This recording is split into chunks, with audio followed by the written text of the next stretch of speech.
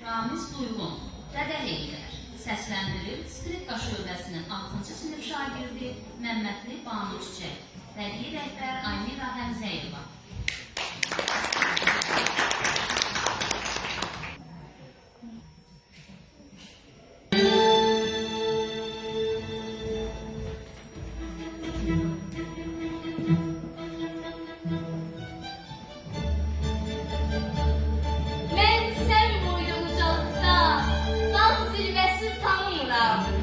Uca dağın ucasısan, zirvelerin zirvesisən.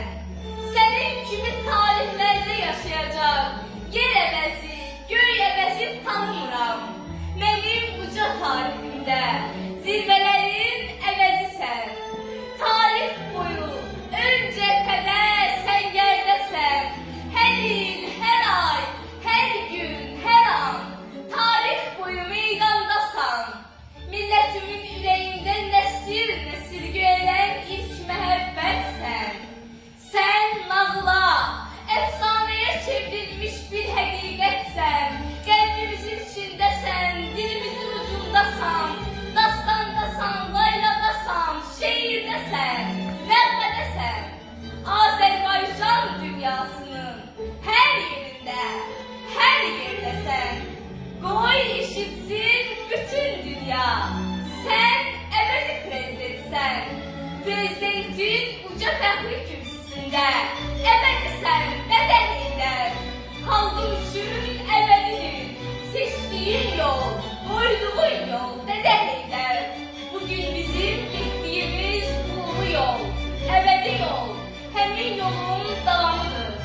Karvan gelir öz yoluyla, adı İlham Karvandır. Karvan gelir öz yoluyla, karvan başı uca boylu, uca soylu, uca adlı. O alınmaz dağların fatihidir. O Heyder'in balasıdır. Atasının yolu üstüne düşüp kalmış, kara gember taşlarını bir atasıdır. Karvan gelir öz yoluyla, karvan başı ottan geçmiş, sudan geçmiş. Heyder adlı bir müdrikin ağıl, idrak deryasından sular içmiş. Ucaldığı bu zirveden onu hiç kim indiremez. Çünkü bu yol hak yoldur. Adaletin, hakikatin düz yoludur, öz yoludur. Tam doğrudur. Bu yol Qarabağ'a, Şuşaya, Laçına, Zəngilana, hem Ağdam'a çatan yoldur. Dağlar, taşlar esre onu, o bu yolla gidecektir. İldırımlar kesse onu, o bu yolla gidecektir. Öz halkına baştan başa inandır o, üstü dönmez. Kılınç yüzlü ilhamdır o, o bu yoldan dönmez getir. Onun her bir damarında atasının kanı akır. Heyder, Heyder kanı akır. O bu yoldan dönmez getir. Ulu Heyder meramından yoğrulmuş o bu yoldan dönmez getir.